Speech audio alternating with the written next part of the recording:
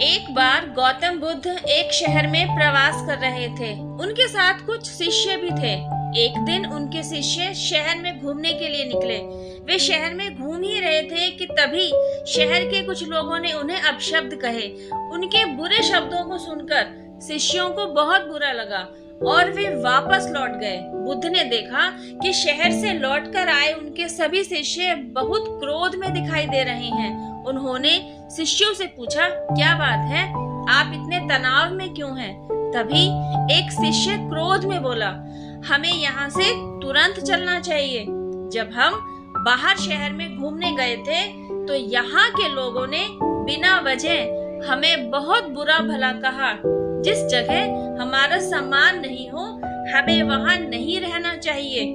बुद्ध ने कहा, क्या किसी और जगह तुम अच्छे व्यवहार की अपेक्षा रखते हो? दूसरे शिष्य ने कहा, इस शहर से तो अच्छे लोग ही होंगे।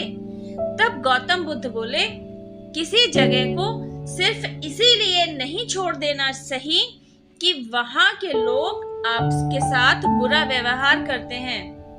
हमें तो कुछ ऐसा करना चाहिए कि जिस स्थान पर भी जाएं, उस स्थान को तब तक नहीं छोड़ें जब तक आप अपनी अच्छाइयों से वहाँ के लोगों को सुधार नहीं देते।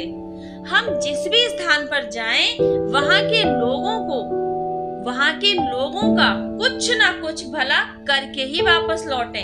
बुद्ध ने कहा, जिस प्रकार युद्ध में बढ़ता हुआ हाथी चारों तरफ के तीर सहते हुए भी आगे की तरफ बढ़ता जाता है, ठीक उसी तरह उत्तम व्यक्ति भी दूसरों के अपशब्दों को सहते हुए अच्छे कार्य करता रहता है।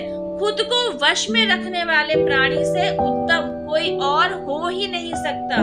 बुद्ध की बात शिष्यों को अच्छी तरह से समझ में आ गई और उन्होंने वहां से जाने का इरादा त्याग दिया।